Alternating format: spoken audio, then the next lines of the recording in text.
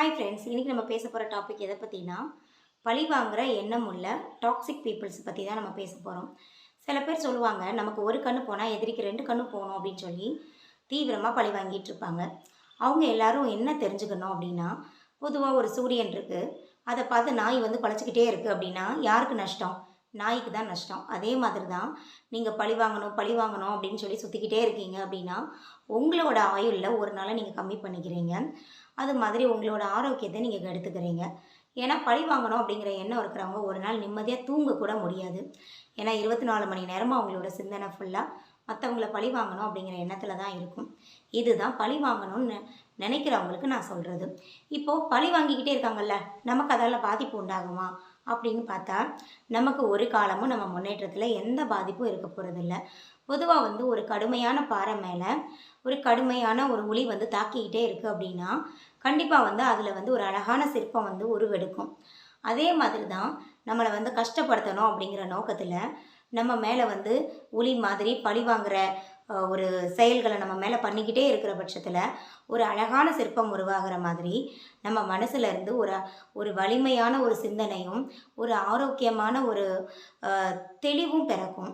அந்த தெளிவில் நம்ம மற்றவங்கள மாதிரி இல்லாமல் நம்மக்கிட்ட எவ்வளோ தூரம் நம்ம தைரியமாக இருக்கிறோம் அப்படிங்கிறதெல்லாம் அவங்க நம்ம மேலே உண்டாக்குற அந்த பழி உணர்ச்சி நமக்கு கற்றுக் கொடுக்கும்.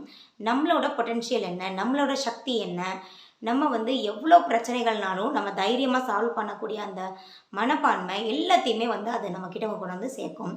அதனால ஃபஸ்ட்டு நம்மளை பழி வாங்கணும் அப்படின்னு இருப்பாங்கல்ல, அந்த எதிரிகள் நமக்கு கண்டிப்பாக இருக்கணும். அப்போ தான் நம்மளோட ஸ்ட்ரென்த் என்ன, நம்மளோட வில் பவர் என்ன அப்படிங்கிறத நம்மளே உணர முடியும். ஸோ முதல்ல நம்ம மேலே பொறாமப்படுறவங்க, நம்ம மேலே கோவப்படுறவங்க, வன்மத்தை உண்டு பண்ணுறவங்க எல்லாருக்கும் நம்ம ஃபஸ்ட்டு ஒரு பெரிய நன்றி தெரிவிச்சுக்கணும். அதுக்கப்புறம் பார்த்திங்கன்னா நம்மளும் இதே மாதிரி பழி வாங்க ஆரம்பிச்சிடலாமா பதிலுக்கு அப்படின்னா அங்கே தான் நான் தப்பு பண்ணக்கூடாது.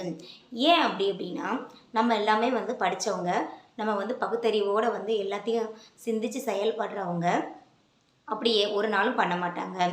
நம்ம எல்லாத்தையுமே மன்னிச்சு விடணும் அப்படிங்கிறது தான் ஒரு நல்ல விஷயமும் கூட, ஒரு நல்ல சிந்தனையும் கூட.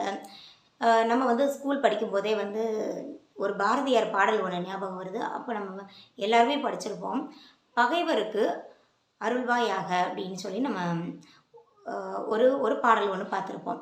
அந்த பாடலில் பாரதியார் என்ன சொல்கிறாருன்னா, பகைவர்களுக்கு கூட நம்ம அருள் செய்யணும்னு சொல்கிறாரு. ஏன்னா இவங்க தான் பகைவர், இவங்களை நம்ம பழி வாங்கணும் அப்படிங்கிற எண்ணம் நமக்கு வரவே கூடாது. ஏன்னா மற்றவங்களுக்கு நம்ம கஷ்டத்தை கொடுக்கணும்னு நினச்சோன்னா நமக்கும் கஷ்டம் தன்னாலே வரும் அப்படின்னு சொல்லி பாரதியாரும் சொல்கிறாரு. திருவள்ளுவரும் கூட ஒரு குறளில் அழகாக சொல்லியிருப்பார். பிறர்க்கின்னா முற்பகல் செய்யின் நமக்கின்னா பிற்பகல் தாமே வரும் அப்படின்னு சொல்லி திருவள்ளுவர் கூட ஒரு திருக்குறளில் சொல்லியிருப்பார். என்ன சொல்கிறாரு அப்படின்னா, அதுதான் சிம்பிளாக சொல்லணும்னா, முற்பகல் செய்யின் பிற்பகல் விளையும்.